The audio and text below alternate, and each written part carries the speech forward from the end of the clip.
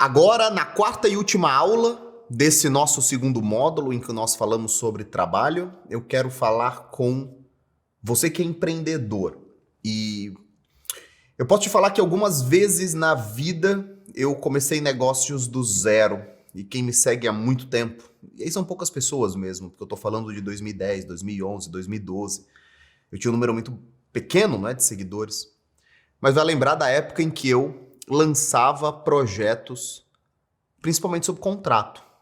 Clientes vinham até mim com uma boa ideia, ou eu tinha uma boa ideia, e procurava pessoas para serem meus sócios, ou pessoas me procuravam para que eu fosse sócio delas. E nessa época surgiram projetos como TV Invest, Liberta Global, e aí depois veio Brasil Paralelo, Código da Riqueza, a Avenue Securities, conta no Instagram. E aí o novo mercado de fato se tornou escola.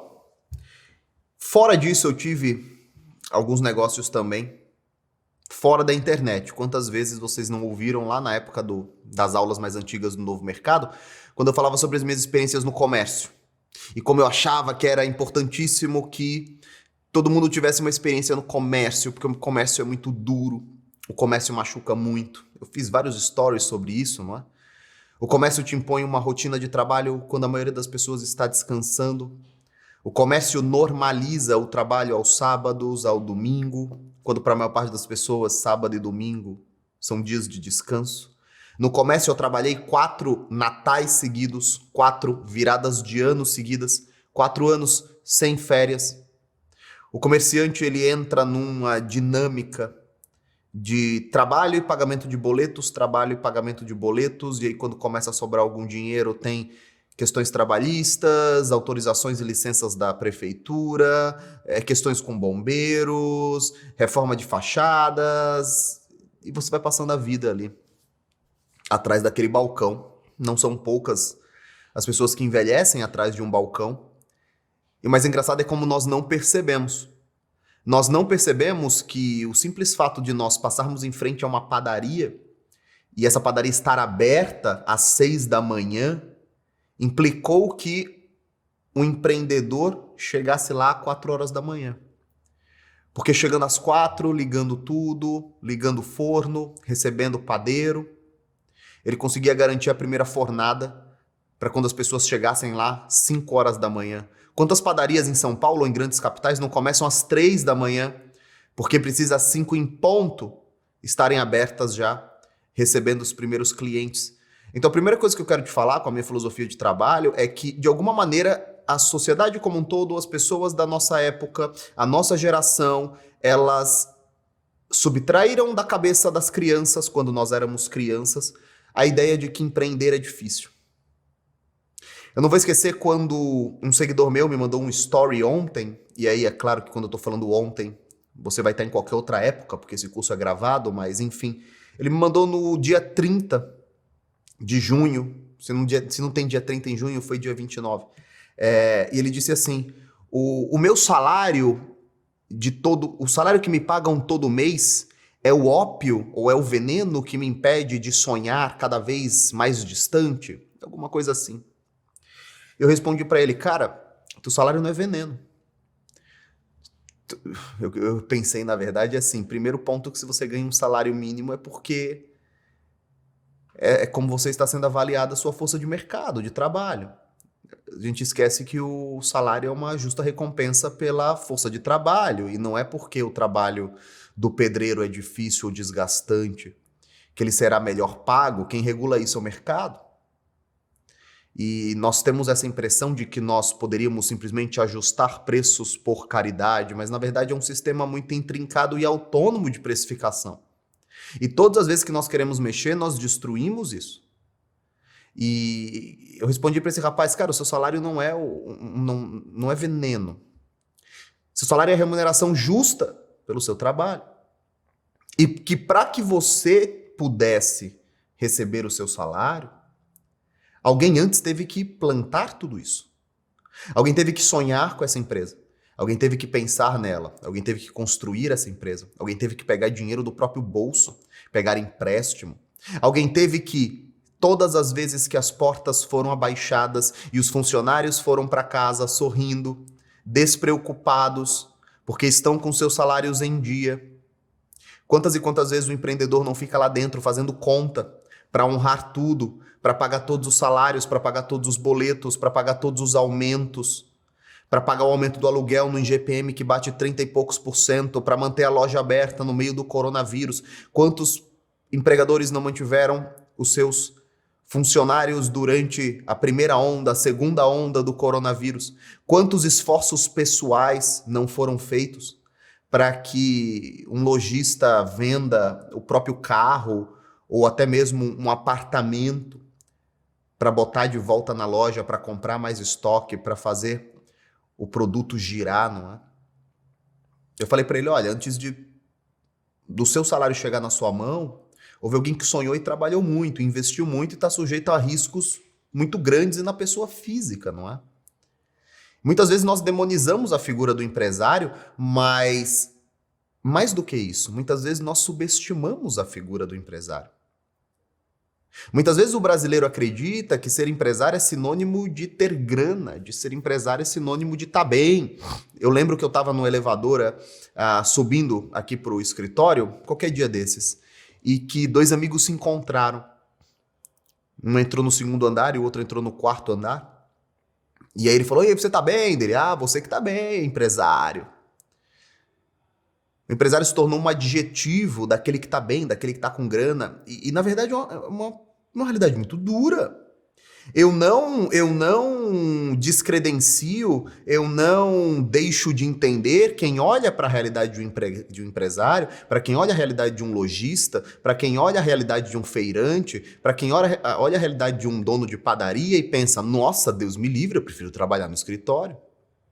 A Ana, ela tem uma tia, cujo marido é dono de 2 ou 3 padarias, né? Eu nunca encontrei esse cara sem trabalhar na vida dele. E se tem alguém me assistindo aqui que tem padaria, ou tem mercadinho, ou tem... Vocês sabem o que eu tô falando.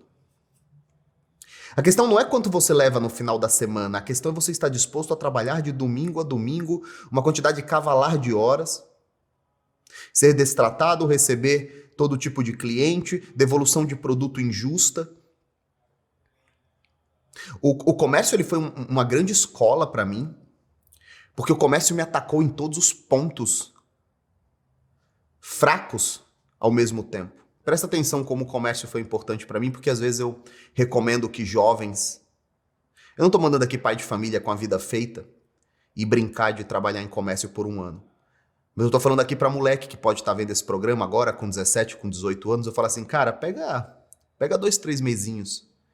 Entra numa loja, mas não entra numa loja bonitinha de roupa, não. Entra numa loja de material de construção, onde só vão os peões mesmo.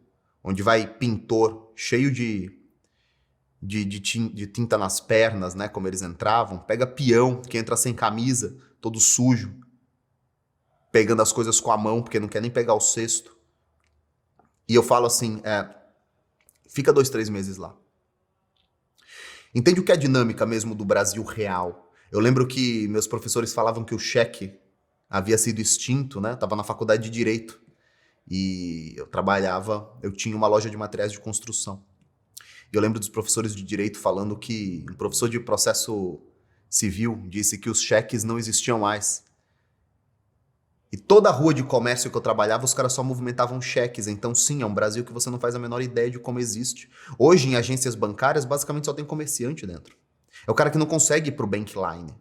Ele ainda tem um monte de estruturas físicas para lidar. O cara trabalha com promissória ainda. E o comércio ele me atacou em todos os pontos fracos ao mesmo tempo. O primeiro deles, eu era um jovem muito frouxo. Reclamava muito. Reclamava de acordar cedo. E eu tinha que acordar cedo para abrir a loja. Reclamava de não ter um descansinho no meio do dia. E no meio do dia eu estava trabalhando. Reclamava de não poder descansar aos finais de semana. E aí por 4 ou 5 anos eu trabalhei todos os finais de semana da minha vida. Todos. Inclusive de Natal, feriado. Me atacou nessa frouxidão. Nesse pouco brio, nessa pouca estrutura, né? Ele me atacou no ego. E foi um ataque bem direto. Ele me atacou no ego e atacou o meu orgulho.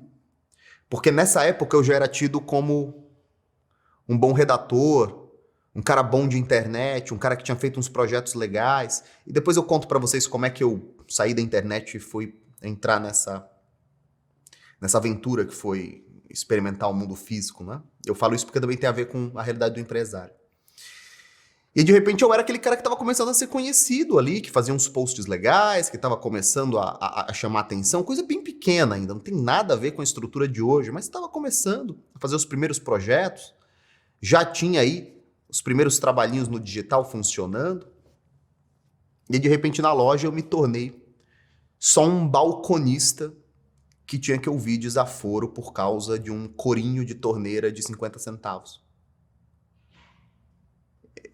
E aí que você percebe que quando o brasileiro está com o chapéu do consumidor, você percebe a quantidade de pessoas que são frustradas pela vida, o cara recebe chifre da mulher, o cara brocha, o cara toma bronca do chefe, ou o cara toma uma atravessada do filho, ou o filho tomou uma porrada do pai, e onde eles descontam nos comércios, onde eles sabem que vão continuar sendo bem atendidos, apesar de toda a grosseria que eles pratiquem. Então, eu que era um garoto, uma promessa, não é? Eu era muito menino, mas assim, uma promessa, putz, esse moleque é bom, esse moleque vai ser bom, esse moleque vai ser grande, esse moleque tem futuro. Era isso que eu ouvia, né? Eu ouvia do meu primeiro chefe, em 2010, o Sérgio, do Ideia Vale, ele falava assim, pô, tu é um menino de ouro. E aí, o orgulho, né? Menino de ouro, promessa, vou chegar lá. E de repente eu tava num balcão, vendendo lâmpada de 10 reais, ouvindo desaforo porque a lâmpada queimou antes de 1 ano. E você olhando ali a garantia e sabendo que já tem mais de 1 ano que o cara adulterou. Então o comércio ele atacou muito o meu orgulho. O comércio atacou muito a minha resiliência. Capacidade de trabalhar todo dia. O comércio atacou minha covardia. Eu era frouxo, medroso mesmo, medroso. Eu tinha medo de confronto. Eu tinha medo de alguém falar não e eu falar sim. E você sabe que você tá errado. Medo.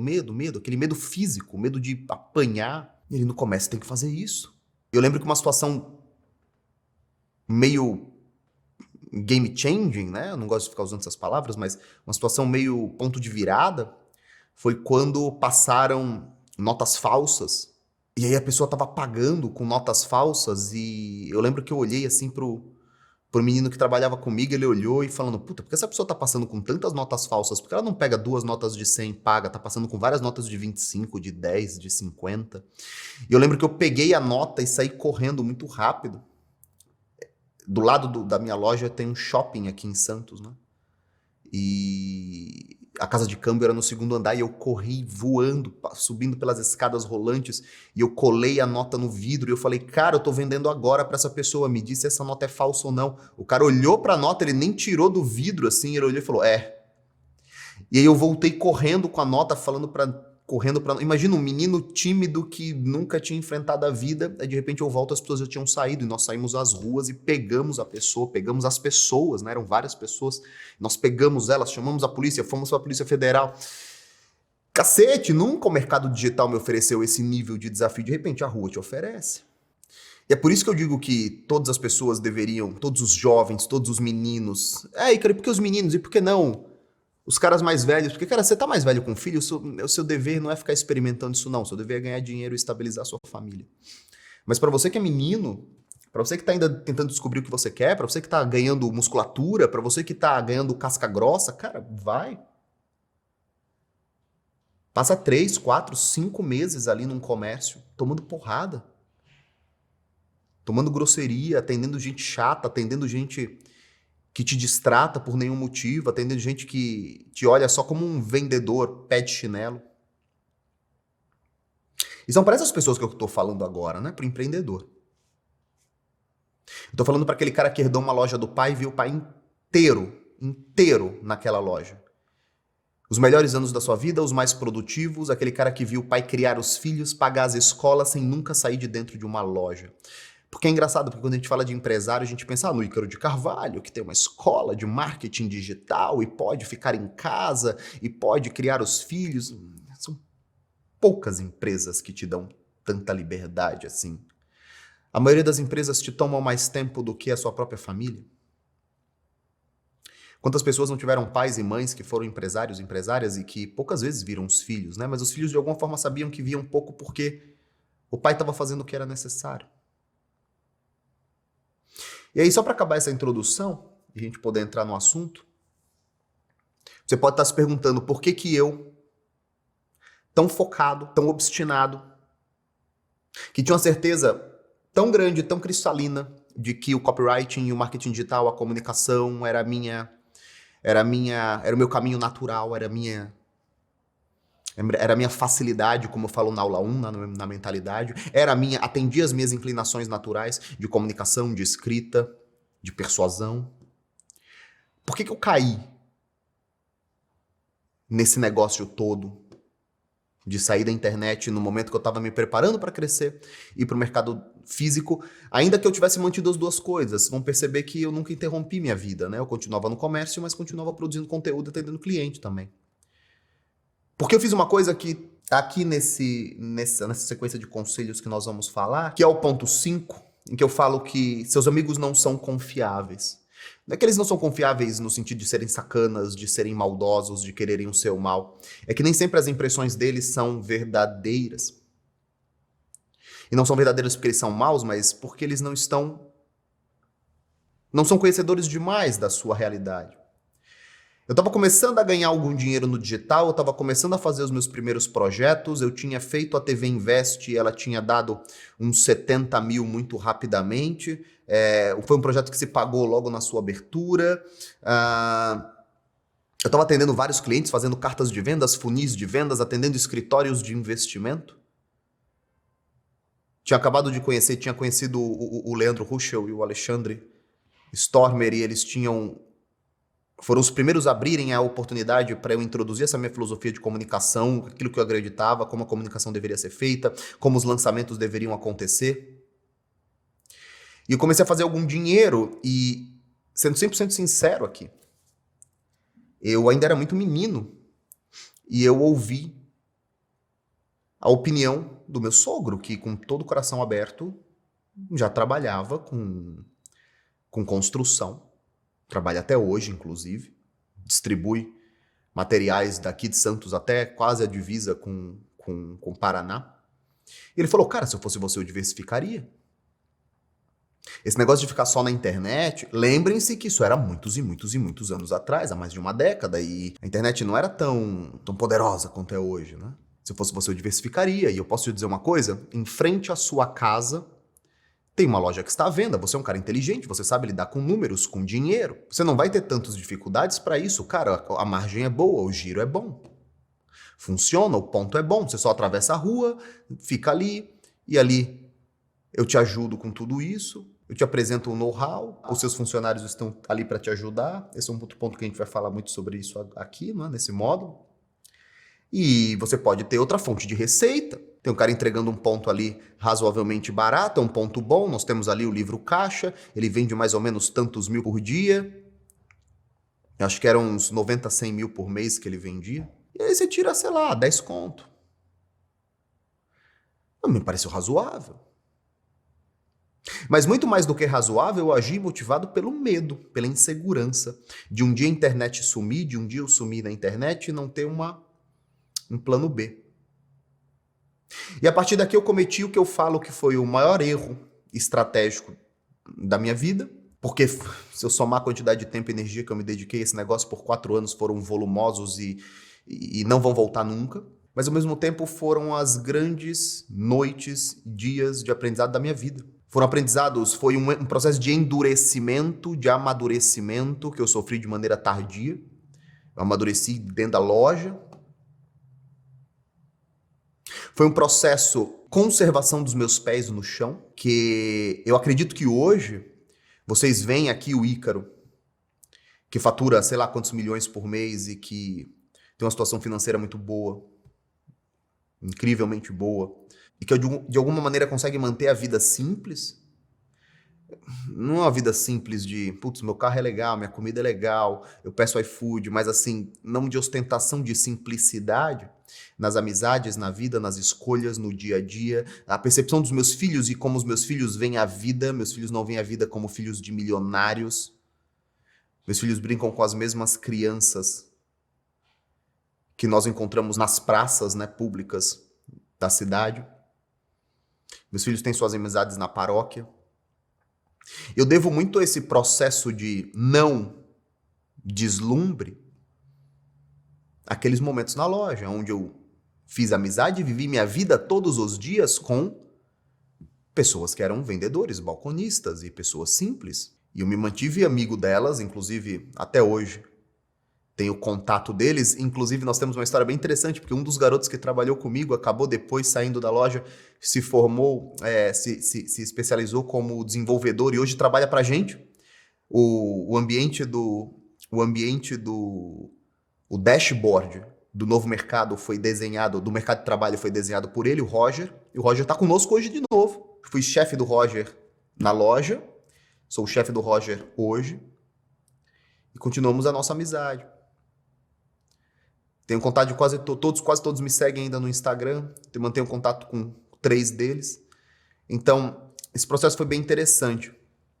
Mas, estrategicamente falando, foi um terror. Foram 4 anos que eu me dediquei a algo que não importa quanto deu, me tomou quase todas as horas da minha vida, entendeu? E desse período, dessa mistura, dos aprendizados no comércio, dos aprendizados como prestador de serviço, dos aprendizados como comunicador que desenhava negócios para outras pessoas, seja em sociedade, seja como contratado, eu reuni visões muito típicas e muito particulares e muito pessoais do que eu gostaria que tivessem me ensinado nos últimos 15 anos sobre empreendedorismo. E que não ensinam para ninguém. Não ensinam para ninguém porque onde você aprende empreendedorismo? De 2, uma. Ou você aprende a empreender numa faculdade e você não tem contato com empreendedores porque os professores não empreendem, os professores em uma faculdade, eles são professores. E se eles estão vendendo a hora deles por 16, 17 reais, é isso que eles valem. Não que eles valham menos como pessoas, mas eles optaram por ser professores e não estarem na rua todos os dias, não é? E é por isso que você tem aquele artigo que utilizam sempre em apresentações sobre empreendedorismo, que mostram a professora da USP que abriu um negócio e faliu. E é isso, a doutora abriu um negócio, ela fale, porque a vida não existe um script. Ou você aprende na faculdade e é um empreendedorismo plástico, um empreendedorismo engessado, ou você aprende com seu pai, com a sua mãe, com seu tio. Você aprende com alguém da família que já tem um negócio. E aí é que nem você aprender a dirigir com um taxista. Você aprende. Mas você receberá dele todos os vícios de uma vida inteira dedicada àquela atividade. E geralmente as pessoas estão muito focadas em margem, produto, giro, quais são os truques, os cacuetes, o que você faz para continuar funcionando. Tudo que eu gostaria de ter ouvido quando eu comecei e não ouvi, eu reuni aqui para contar para vocês. E é um pouco da minha filosofia sobre trabalho para quem é empreendedor. O primeiro ponto aqui é que eu baseio toda a minha filosofia numa frase que eu ouvi do Bill Gates. Lógico que eu não ouvi dele pessoalmente. De uma frase que eu ouvi do Bill Gates em que ele fala assim: foque no que você faz bem, terceirize todo o resto. Eu acredito que todos nós temos uma dificuldade muito grande em terceirizar coisas. E que essa dificuldade de terceirizar coisas, ela advém de 2 ou 3 limitações bem brasileiras. Nós não terceirizamos as coisas porque encontrar pessoas boas é difícil. Nós não terceirizamos as coisas porque nós não confiamos nas pessoas e temos medo de sermos roubados. E o terceiro ponto, nós não terceirizamos as coisas porque nós gostamos de ter as coisas sob o nosso controle. Nós gostamos de fazer as coisas do jeito que a gente quer. Eu falo sempre da minha sogra, que fala, se não for para fazer do meu jeito... As pessoas gostam de repetir isso, entendeu? As pessoas preferem gastar 10 ou 12 horas realizando uma função do que gastarem zero, mas a função seja realizada de um outro jeito, que chega ao mesmo resultado. As pessoas se sentem inseguras quando elas não estão com controle sobre tudo. Mas aí vem o primeiro aprendizado. É muito difícil você crescer se você não aprende a terceirizar.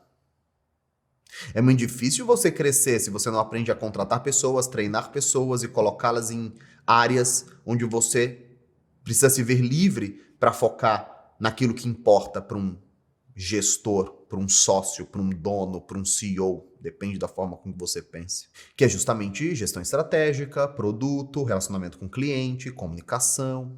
É muito difícil fazer tudo isso seu financeiro. É muito difícil expandir uma rede de franquias de casa de pão de queijo se você está no caixa. E se você não quer sair do caixa? E se para você sair do caixa é doloroso, porque está significando que você está perdendo o controle? Primeira coisa que eu gostaria de que tivessem me falado, quando eu comecei a pensar sobre empreendedorismo, cara, se prepare para ser muito bom em uma única coisa. Eu sempre tive a ideia de que a gente tem que ser bom em muita coisa. Quase todos esses livros e cursos sobre empreendedorismo dizem que a gente tem que aprender um monte de coisas, que o empreendedor ele tem que ter um conjunto de habilidades. É importante, mas como eu gostaria de ter ouvido o seguinte, cara, fique muito, muito, muito bom em uma única coisa, gaste todo o resto do tempo em gestão e treinamento de pessoas e comece a montar o seu primeiro time, pequeno, enxuto, inteligente, muito próximo a você e vá resolver um pequeno problema. Puta, como eu queria ter ouvido isso. Porque essa é a função do gestor. Não é estar arrumando gôndola. Então, nossos pensamentos e fundamentos sobre a frase do Bill Gates. Foque no que você faz bem e terceirize todo o resto. Ponto 2. Os empreendedores brasileiros, eles geralmente têm 3 grandes gargalos. Esses gargalos se repetem. Você precisa, para o seu negócio ter escala e crescimento, você precisa ter uma operacional eficiente. O que é uma operacional eficiente? Veja um filme do McDonald's, Fome de Poder. Veja como o McDonald's se destacava numa lojinha onde tudo funcionava. Seu comércio, sua loja, sua empresa funcionam bem de fato, você precisa ter obsessão com as coisas acontecendo bem. Os e-mails que caem são lidos, os clientes que mandam mensagem são respondidos, você manda mensagem para os clientes, você tem call ativo, você marca pequenos encontros com seus clientes de tempos em tempos, você tem uma filosofia de acompanhamento de cada pedido aberto, você enxerga crescimento no seu setor, você está constantemente buscando novos profissionais da área, você sabe exatamente quais são os principais gargalos hoje da sua empresa. Isso é um operacional eficiente. Você tem que pensar em operação, você tem que pensar em funcionamento, em otimização. Eu demorei quase 15 anos para descobrir isso. Foi quando eu comecei a fazer a listinha, que eu conto lá na primeira aula do Indestrutível. Quando eu começo a criar uma lista, quais são os pontos fracos do novo mercado? E aí eu chego, áudio, o áudio é péssimo, o áudio é o que mais reclamam, daí vem a fotografia, não é? A câmera. Nossas aulas são feitas na GetResponse com uma qualidade baixíssima.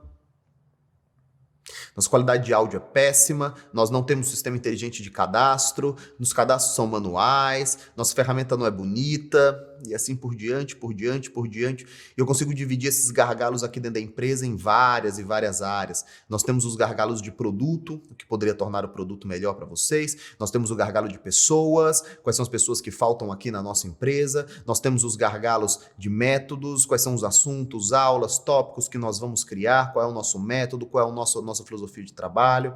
Nós temos gargalos tecnológicos, equipamentos, hardware, mais contratos de nuvem, mais pagamentos para o Vimeo. Nós temos gastos com computadores e aí nós temos que ir para uma outra sala. Então, isso é um operacional eficiente. Sem essas coisas, você não tem um negócio, você tem um hobby. O segundo ponto é um financeiro confiável. A maior parte dos empreendedores são eles mesmos o financeiro da empresa. Isso é terrível. Isso é terrível porque te engessa como gestor de coisas, de pessoas, gestor da sua própria empresa. Se você é o financeiro, você gasta horas do seu dia se deslocando a bancos, ou pagando contas, ou separando cheques.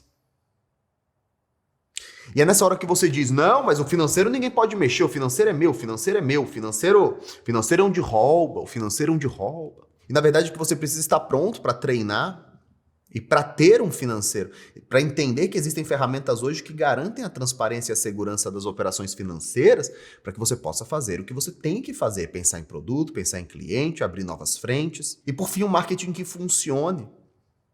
Você também quer fazer o seu marketing. Você percebe como você quer gerir coisas e pessoas, fazer o seu marketing, ser o seu próprio financeiro e ao final você não faz nada disso bem. Porque não dá para fazer tudo isso bem. Não é que você não é tão bom, ou que você não trabalhou demais, ou que você dormiu pouco. É que não dá para fazer todas essas coisas. Eu já tentei e sempre foi uma merda.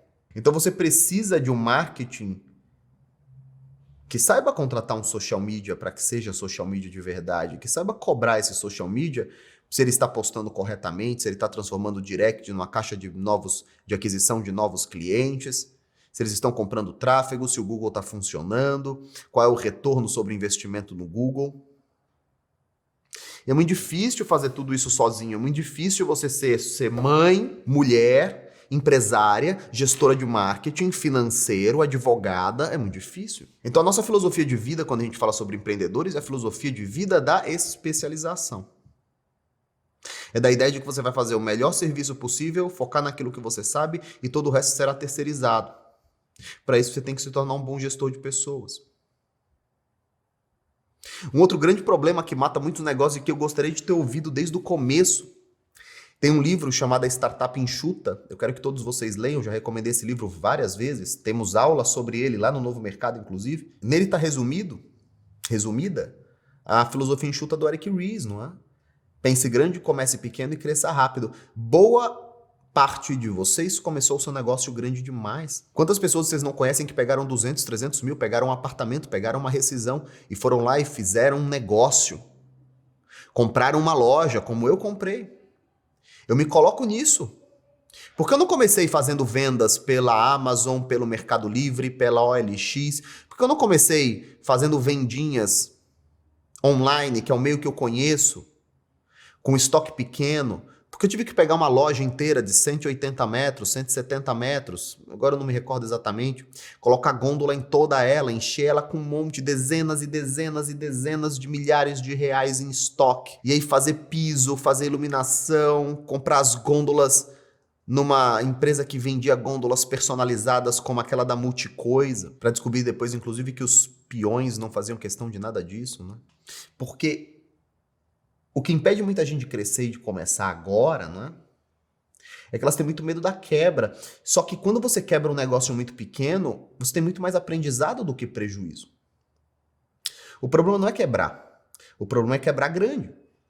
O problema não é quebrar, o problema é falir. Perder toda a sua capacidade financeira.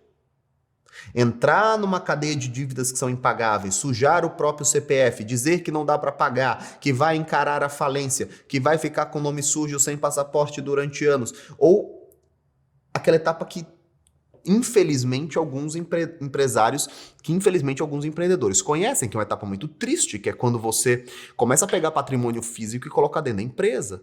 Você vende um apartamento, você vende um carro, põe na loja e dura 15 dias, porque a loja tem uma outra dinâmica financeira.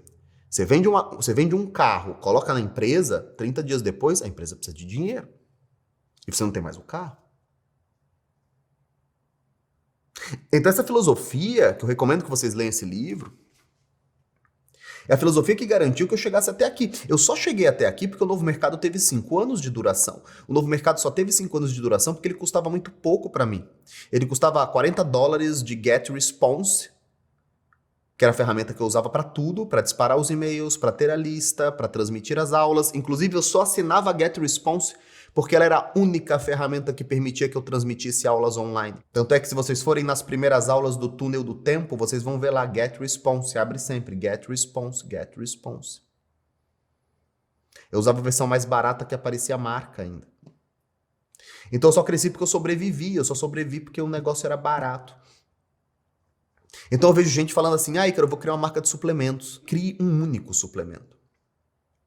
De preferência, só crie esse suplemento Quando você já tiver um emissor de tráfego contratado com você, com 70, 80 mil seguidores, para que a primeira leva já pague todo o investimento da marca, das unidades, todo o trabalho de comunicação, todos os profissionais envolvidos.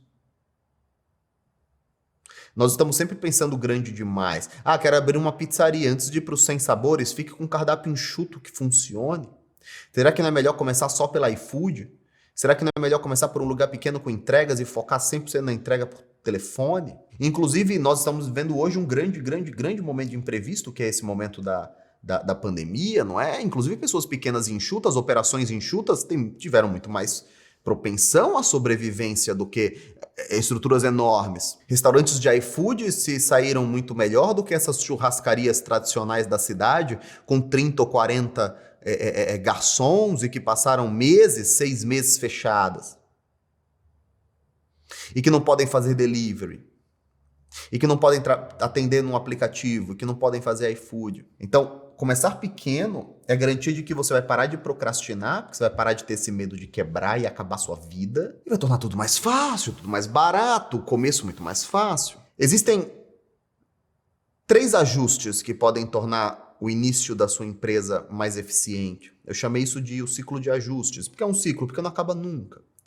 Enquanto seu negócio existe, você está fazendo isso. Eu estou fazendo isso agora com o novo mercado, para vocês terem ideia. O ciclo de ajuste consiste em torne a ideia menor, menor e menor. Então você tem uma ideia. Eu vou abrir uma loja de suplementos. E o que os suplementos trabalham? Eu trabalho com BCAA, eu trabalho com whey, eu trabalho com cafeína, eu trabalho com uma linha muito legal de hair, skin e nail. Eu trabalho com vitamina D, ômega 3, e nossa, é que eu já tô vendo aqui, já tô mapeando nos fornecedores esses produtos, eu vou fazer um kit, e esse kit, eu vou ter promoções, kit A, kit B, kit C, e se alguém chega para mim hoje com essa ideia, ou se qualquer pessoa chega para mim com uma ideia semelhante, a primeira coisa que eu chego é olhar para ela e pensar, primeiro ciclo de ajuste.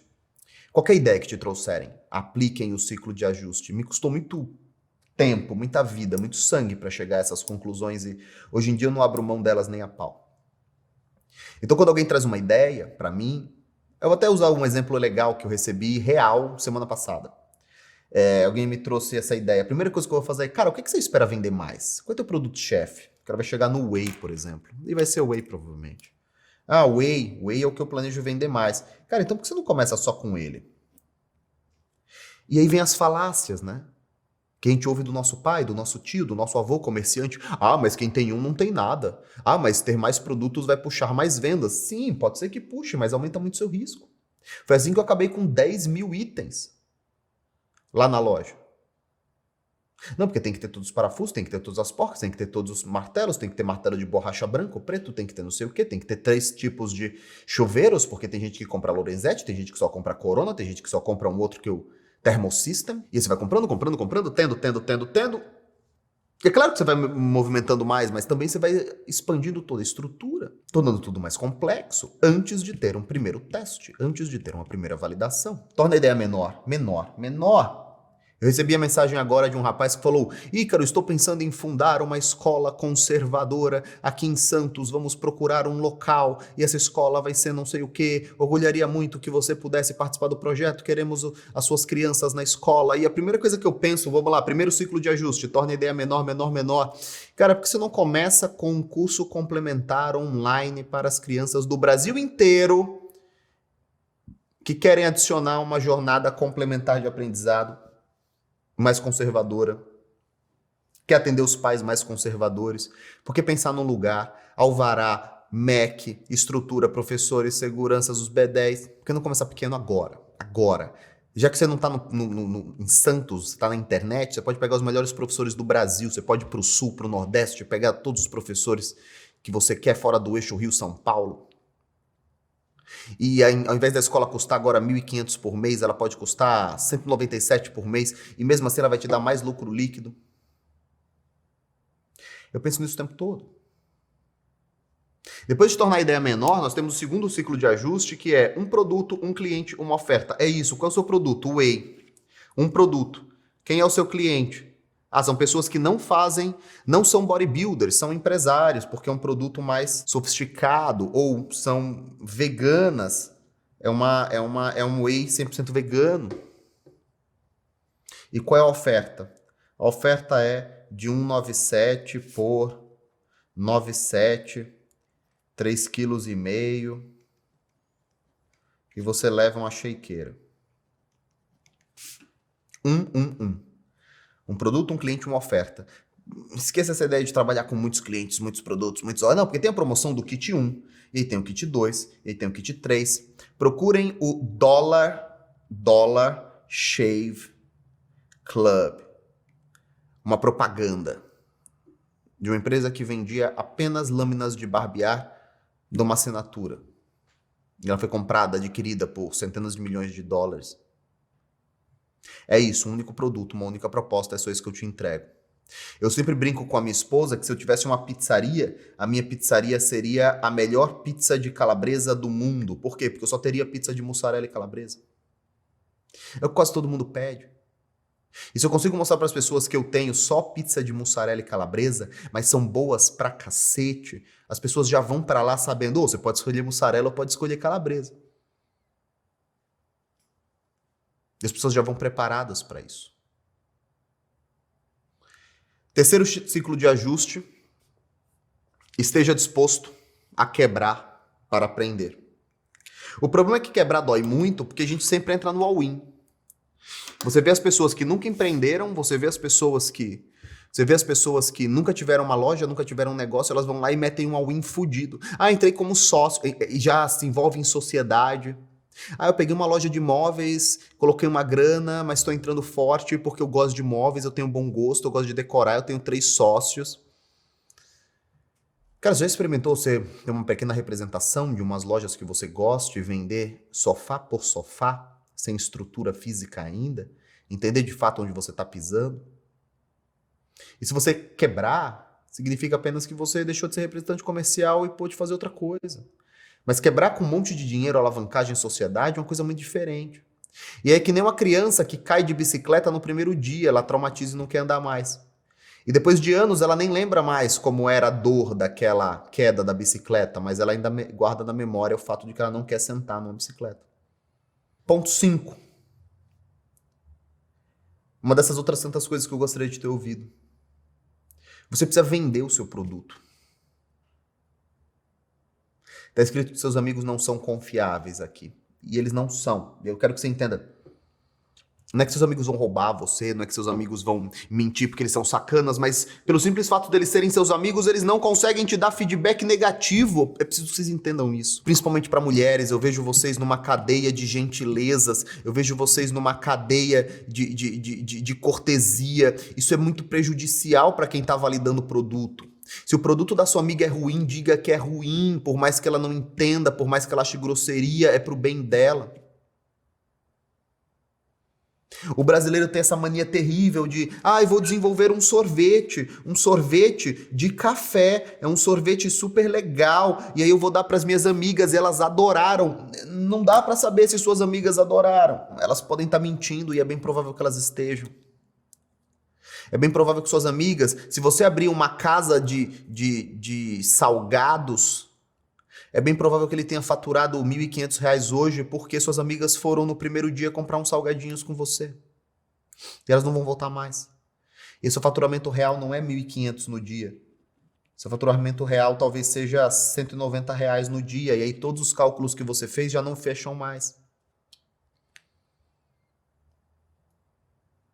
Quando você faz de brincadeira um macarrão à carbonara, e aí suas amigas dizem, nossa, você deveria ser cozinheira, você deveria fazer isso da sua vida, nossa, o seu bolo é maravilhoso, não confie na opinião delas. Porque existe uma coisa muito distante, é um horizonte muito distante, gostar de fazer torta de limão e ser empresária do ramo. É muito diferente fazer uma torta de domingo para suas amigas, para o seu marido, Uma lasanha para os seus filhos, que dizem que é a melhor lasanha do mundo. É muito diferente fazer uma lasanha para os seus filhos de trabalhar com uma loja de massas, de ter uma doceria. São coisas completamente diferentes. E é nessa hora que você fala, Ícaro, então eu não confio em ninguém. Então se não é para fazer isso, eu vou fazer o quê? Então eu não posso, então eu não vou tentar. Venda. Não estou falando para você descartar seus amigos, venda para eles. Você quer saber se alguma coisa dá certo? Primeiro ciclo de otimização. Pense numa ideia menor, menor, menor. Pense em algo muito pequeno. Segundo ciclo, um produto, um cliente, uma oferta. Sorvete de café, 0 açúcar, por R$13. Não adianta você dar esse sorvete para sua amiga e perguntar o que ela acha. Veja se seus amigos comprarão. Veja se os seus conhecidos comprarão. O único feedback real e confiável de um amigo ou de um parente é quando eles passam um cartão de crédito. E depois eles passam de novo, e depois eles passam de novo. Não confie em opiniões que não sejam assim. Não confie em opiniões que não venham acompanhadas do cartão de crédito. Não confiem. Ponto 6.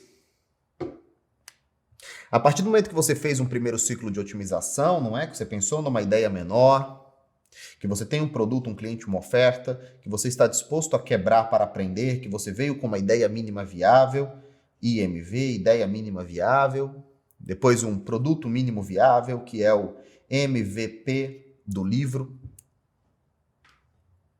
Está na hora de você pensar numa estrutura mínima para geração de escala para o seu negócio. E aqui eu tenho 4 pontos que vão te ajudar a gerenciar suas atuais limitações. Como é que eu sei que são atuais limitações? Porque são atuais limitações da nossa geração inteira. Eu me incluo em muitas delas. Você precisa identificar quais são os seus maiores gargalos. Você vai me perguntar aí, cara, qual é o seu maior gargalo hoje? Eu te digo em menos de 1 segundo. Meu maior gargalo hoje é tecnologia. Eu preciso de mais desenvolvedores para desenvolverem o mercado de trabalho. Eu preciso que o mercado de trabalho tenha um UXer. Eu preciso que o mercado de trabalho tenha um cara de CRO. Eu preciso que o mercado de trabalho tenha mais desenvolvedores programando. Eu preciso ter 30 desenvolvedores aqui dentro. Esse é o meu maior gargalo de todos hoje aqui dentro do novo mercado. Porque eu já identifiquei isso em algum momento. Segundo, dos seus maiores gargalos, quais podem ser resolvidos primeiro? Além de numerar os seus 4, 5 ou 6 maiores gargalos, você tem que colocá-los numa ordem. Qual é o maior? E a ordem não é o que é mais fácil de resolver. A ordem é o que está causando mais atrasos, prejuízos ou tornando o produto pior, a percepção do produto pior. O terceiro ponto é quanto custa e quem pode ajudá-los. É nessa hora que você tem que treinar aquilo que eu falo para vocês, a ideia de que você tem que pagar. Contratar gente. E gente melhor e mais inteligente e mais organizada que você.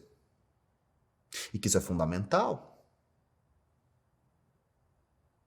E o quarto ponto, a importância do aprendizado validado. O que significa aprendizado validado? Aprendizado validado é como nós deveríamos iniciar qualquer negócio. Como é que nós iniciamos hoje um negócio? O mesmo exemplo do sorvete de café, 0 açúcar. Primeiro, você pensa numa marca, aí você pensa no nome, você pensa na identidade, você olha umas fotos no Pinterest de como vai ser o produto, a embalagem. Você começa uma produção grande, você começa a pensar, comprar sabor, comprar caixa, profissionais.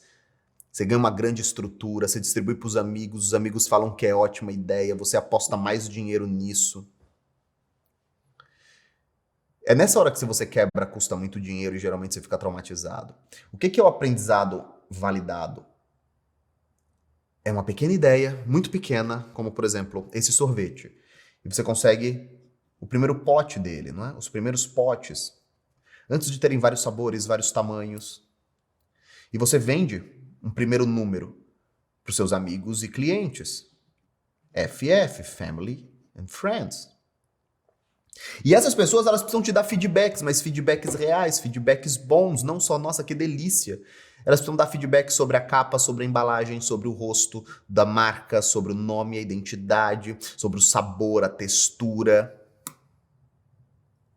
sobre os pedacinhos de café. E esse aprendizado ele é validado muito barato, porque a estrutura é pequena e você pega esses feedbacks, você anota esses feedbacks, você aprimora o produto e devolve ele para a rua, num ciclo muito pequeno, muito rápido. E para tudo na sua vida é assim. Quando eu comecei a fazer stories, eu usava aprendizado validado para melhorar os meus stories. Eu fazia stories com foto, fazia stories com vídeo, fazia stories boomerang, fazia stories com caixinha. As caixinhas respondiam, eu fazia mais caixinha.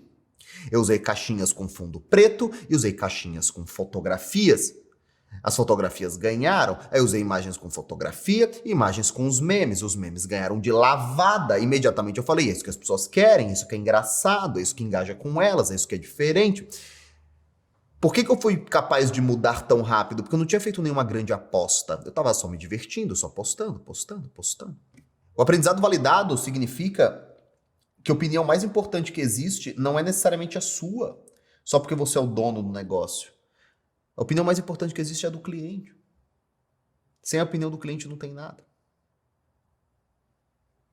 Ponto 7. A parte mais difícil é ignorar novas ideias. Outro ponto que me massacra até hoje. Outro ponto que me faz sofrer até hoje. É dificílimo ignorar as novas ideias. É muito difícil, com 1 milhão de seguidores, é muito difícil ignorar todos os ótimos convites para tudo e focar só no novo mercado. É difícil não querer ser sócio dos meus amigos que são geniais.